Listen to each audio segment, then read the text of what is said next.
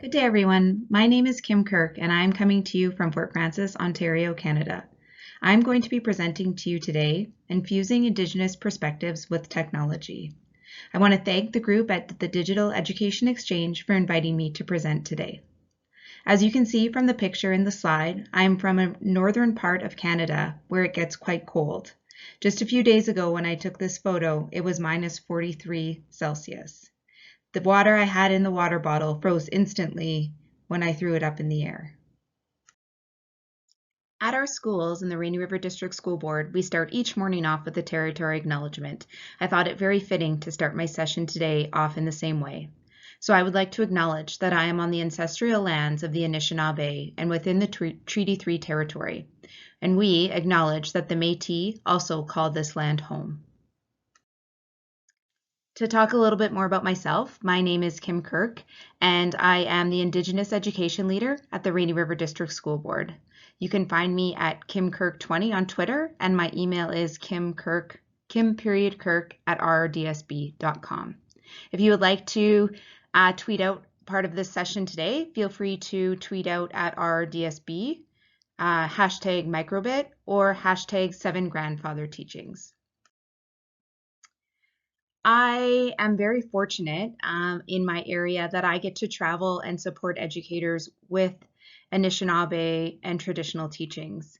As you can see in the pictures that I have shown below, I was fortunate enough to work with teachers on Orange Shirt Day and guide them in some medicine bag teachings. During this day, we created medicine bags and filled them with traditional medicines of sage, sweetgrass, tobacco, and cedar. The picture on the top left is of one of my drives to a school that I support, and during my drive to the school I saw an eagle or Migizi sitting on the side of the river. I decided to take a picture.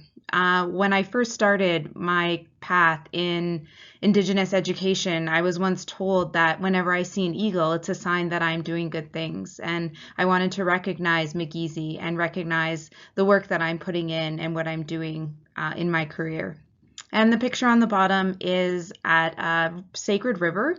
It is a tobacco offering spot. So during the drive to the school, we stop at this bridge and we offer tobacco. We thank Creator for our journey and we ask the spirits to get us home to our families safely. As I mentioned in the Territory Acknowledgement, I am part of Treaty 3. As you can see in the top right-hand corner, it is the peach section of the map. And on the other map on the left side of the page, I am in Fort Frances, Ontario. That is on the US border. We are 4 hours from Thunder Bay and 4 hours from Winnipeg, kind of right in the middle. I am quite a bit more north than Toronto, and if you were to drive from me to Toronto, it would take you between 20 and 24 hours. Treaty 3 is a very large territory. As you can see, I brought up another map. Fort Frances is towards the bottom of the map, and we do expand up to Red Lake, Saugeen First Nation, Upsala, Lac La Croix First Nation, and all the way over into Northwest Angle 33, 37, and up into the Kenora area.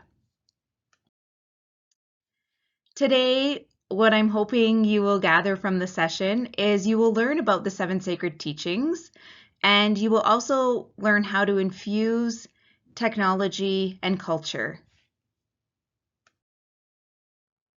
I usually start off my session by showing a video that was created by students at Lac La Croix First Nation, but due to my time restraints today, I will just ask you to look up this video on your own time. I will post the link in the chat as well.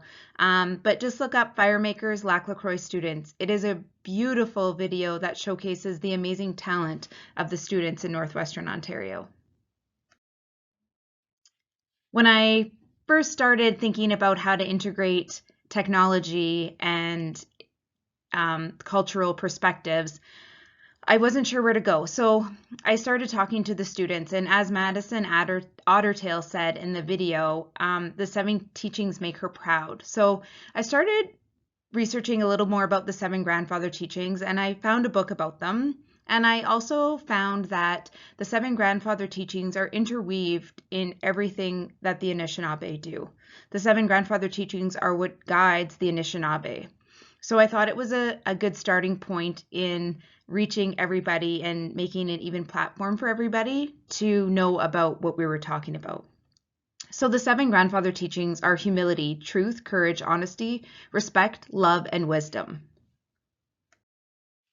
The book that I used to talk more about the seven grandfather teachings, or the seven sacred teachings, is by David Bouchard. And this story is a beautiful story, and it talks about the different aspects of the seven sacred or the seven grandfather teachings. Another interesting fact about this book is it was illustrated by Kirsty Cameron, and she is an illustrator that is only about 2 hours from me in Atikokan. So when we look at humility, humility is that we recognize that we come as individuals and that we play a part in a greater community. Each nation has an important role as part of the future and of the Anishinaabe Nation. We must come to know our own future, our abilities, limitations, and capacity to give and receive in a good way. And with the each seven grandfather teaching or seven sacred teaching, there is an animal affiliated with it. And with this, humility is the wolf. The next teaching is honesty, and it's to know and understand what is expected of you and fulfilling your obligations with integrity. Be open in your relationships and yourself and others, and know your responsibilities. Know your boundaries and look for solutions in difficult times.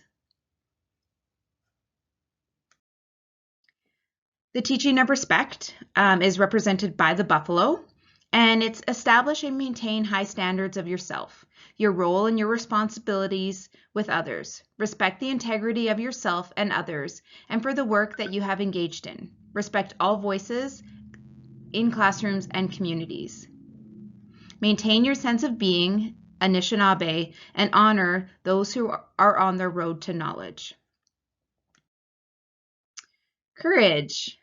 The ability to maintain personal strength of character in the face of adversity, challenges, and threats. We must demonstrate the strength and ability that we have as Anishinaabe in a world that does not always honor Anishinaabe ways. It is an awareness of beliefs that strengthen the Anishinaabe.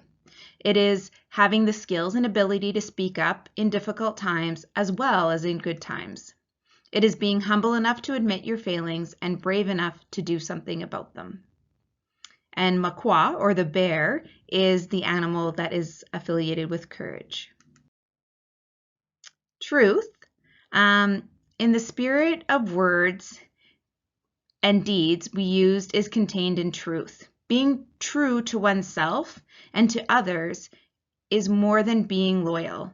It is the integrity of the self in your relationship and your actions. It is your responsibility to understand the truth of the Anishinaabe, of our teachings and our history. And the turtle, or the Mikanak, is the animal affiliated with the teaching of truth. Wisdom is the Amik, or the beaver, and we take the opportunity to reflect on the teachings that we have received and strive for higher understanding of the knowledge and wisdom of those teachings. We apply what we know and do the best that we can, and then we go above and beyond to ensure that others benefit. We acknowledge that what one knows and doesn't acknowledge, and the wisdom in the others around you. We seek knowledge from elders, children, clan members, as well as all living things that were created before us. Love. And this is represented by the two-legged. More than the capacity to care, this is to truly recognize and value life and the spirit in self and others and who do not recognize it. It is more than showing kindness. It is giving of yourself when no one has asked, and is looking forward and working towards an Anishinaabe harmony within yourself, within your community, and on the land.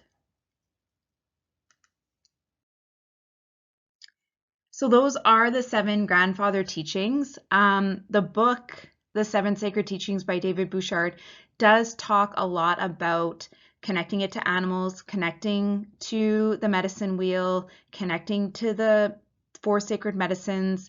It can be used across the curriculum in any grade, and it just links to so many different topics. You can link it to science, to English.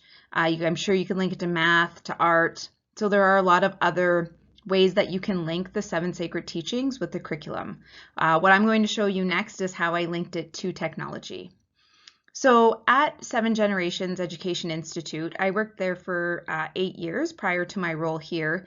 There was a sacred drum, Sakachwe and Gukamisanon is the grandmother staff, and they are very sacred items. The students can visit the grandfather drum and the grandmother staff at any time and to seek guidance from them. So I thought it was very important that I met with educators and I was present with the drum and grandmother staff. So I had a professional development day. The grandmother staff and grandfather drum were present, and we talked about how to move this initiative forward. How are we going to close the digital gap? How are we going to have our students on the same technological platform as students in a larger city? So during the PD day, we brainstormed different ways that we could work with our students and engage them with technology. So the first activity we talked about doing was bringing in the microbits. So most of our students were not familiar with the microbit. So we started off just with bringing them in and letting the students explore them. This is a picture where we were working with Makey Makey and the microbit, and we had students in our building, and we were making just different. We were practicing different code with the microbits. During this particular session, we were making the step counter with the students. So the microbit, for those of you that don't know, it's a handheld programmable microcomputer that can be used for all sorts of cool creations, robots, musical instruments. Really, the possibilities are endless. You can see that it is powered by a battery socket, and then it has 25 LED lights, 2 buttons that can be programmed. It has a processor, a compass, an accelerometer, the edge connector for accessories that you see at the bottom. I used that for an activity that we're going to talk about a little bit later. It was kind of my extension to my first lesson that I did. The microbit has also just released a new and upgraded microbit, and this has new built-in features such as a speaker and a touch sensor. It also has the ability to program more items on the microbit. So I always start with a warm-up. I always want my students to have an opportunity to get in there, play with the technology. Maybe it's new to them. Maybe they haven't used it in a few weeks, a month, a year. So I always like to give them a quick warm-up just so they can get the touch and feel of the technology. So they all had a microbit with them. And we went to https microbit.org/code, and we clicked on the orange Let's Code button. Once we were there, we clicked on the new project button and started coding our own warm-up project. The first thing I like to do is to start off in the basic building blocks. So I have the students go into the basic tab, and as you can see, a lot of the code within the microbit coding is all color coded. There was a lot of codes in that sentence. So they're all color coded. So I have on my screen in front of me blue. So what I'm going to ask the students to do is to go into the blue tab called basic.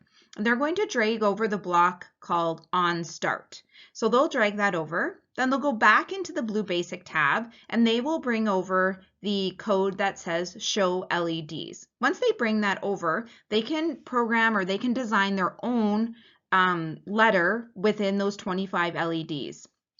So as you can see on the image on the left side, there's the heart that was made, and at the very bottom it says show icon. So students can also choose from a bunch of pre-designed icons and drag them over. So when my microbit is plugged in, on start is the code. So as soon as it's plugged in, it will flash across the screen, the LED lights that say KIM and a heart. So that is a good warm-up to have students program their name with a picture. It just gets them going into the tabs and grabbing some of that, some of the code and dragging it back over.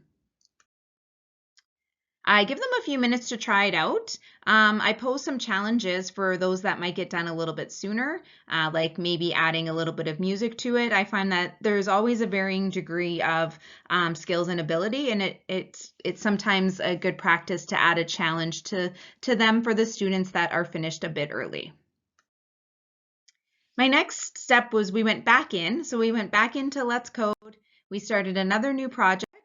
And this time we really went into those 7 grandfather teachings. So I had on the board, I had written down all of the 7 grandfather teachings. And then I went to 7generations.org, www.7generations.org, and I got the Anishinaabe words for each of the 7 teachings. They are also within David Bouchard's book, if you needed them, but I found them easily accessible for my smartboard at 7 Generations.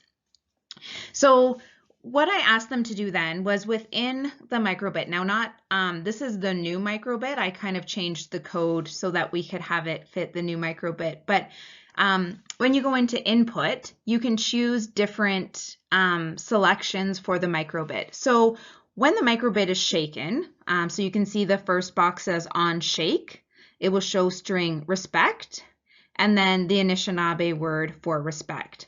So the students are going into just 2 areas of the coding platform. They're going into input, and they are bringing over the on shake or on AB or on button A, and they're bringing over 7 different inputs, pink inputs. And then they are going back over into basic, and they are bringing over show string.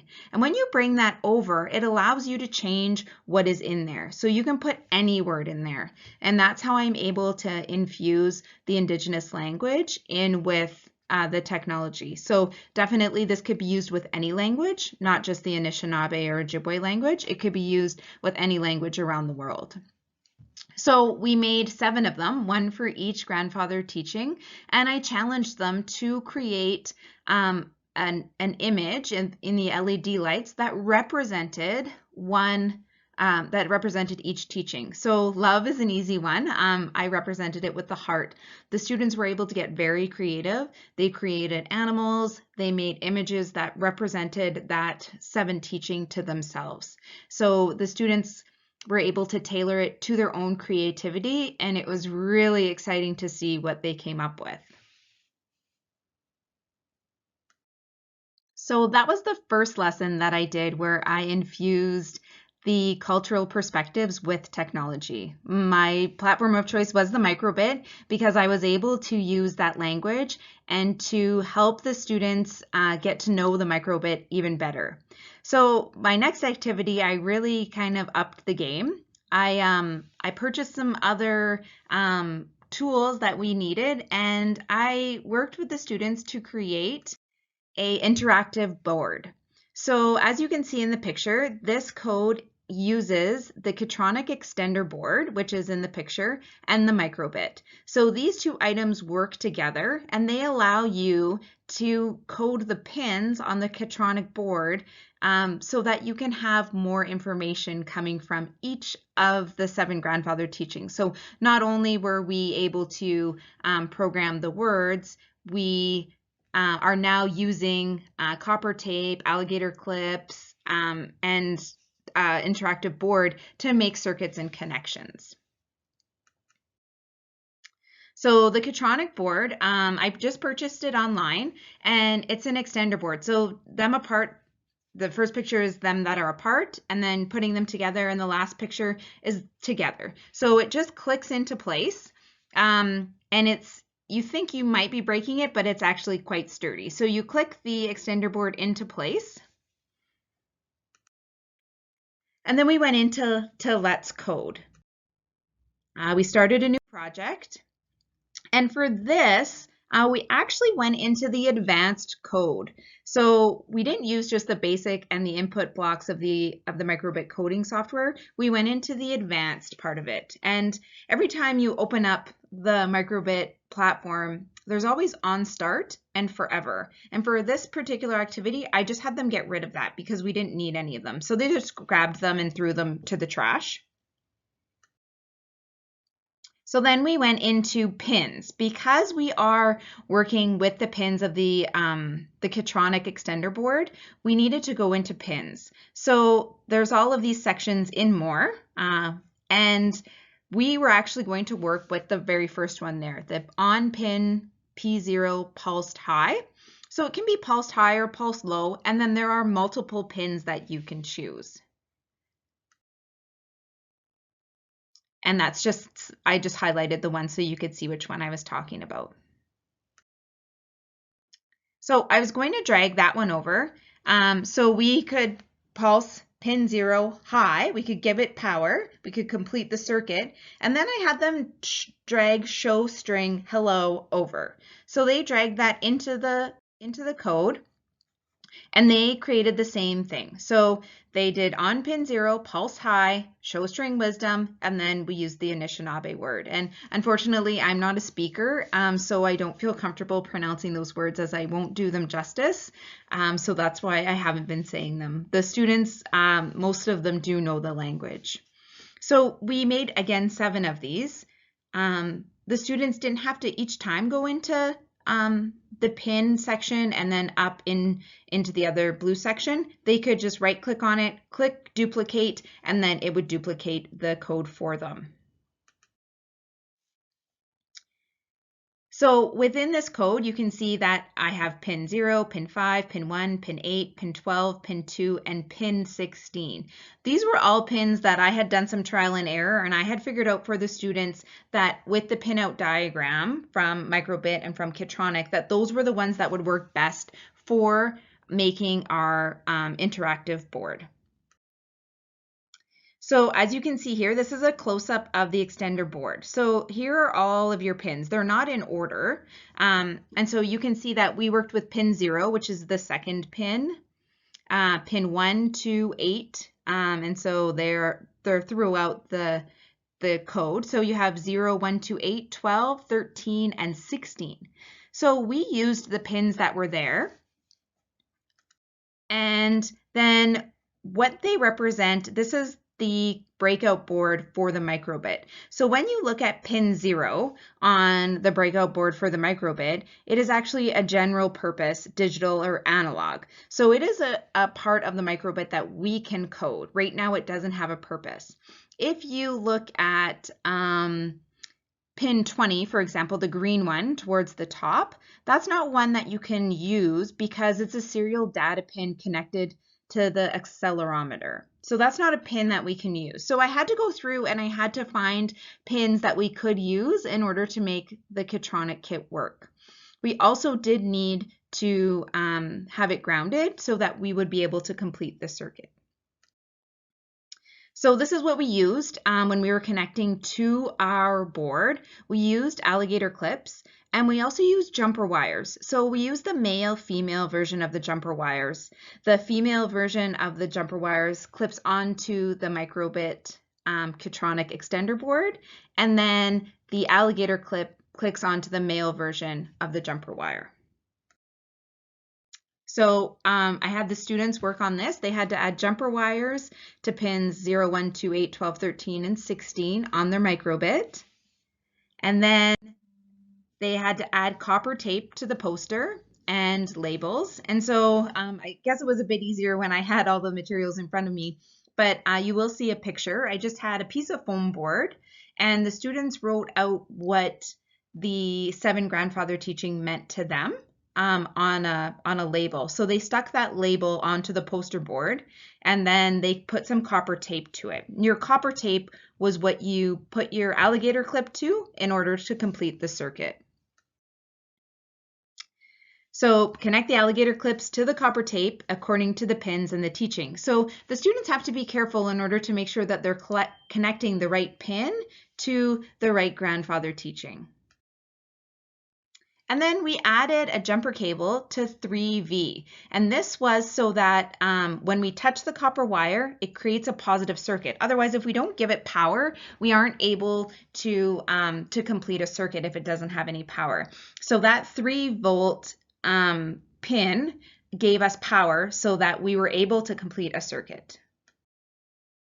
And this is the finished product. So as you can see, you have your microbit and the Catronic board on the left side of the picture. And from there, you have those jumper cables. So again, I said the female end is on the Catronic extender board. The male end goes towards the alligator clip. And then the other alligator clip is connected to the copper tape. When you connect your 3-volt alligator clip, which is connected to jumper cable, when you connect that to the 7 grandfather teaching, it creates a circuit, and across the board it will show what you've programmed your microbit to say. So I thought of other uses to use this. You could use this in different classrooms for parent-teacher nights. You could show various other subjects by using an interactive poster board. So the students were pretty happy that it works. I've also presented this at a conference, and the teachers were also very happy that it worked. So for participating in today's session, you can get recognition if you go to http://educationmicrosoft.com, and my code is TKKB3AAC21, and that should allow you to gain recognition for today's session. And then this is if you would like to view the transcript, how you can view the transcript for today's session. That's me with my interactive poster board when I was presenting in Niagara Falls. Miigwech for sitting with me today. I look forward to any questions or comments you have, and please feel free to reach out if you'd like further information. Kim.Kirk@rdsb.com or @KimKirk20 on Twitter. Miigwech, thank you.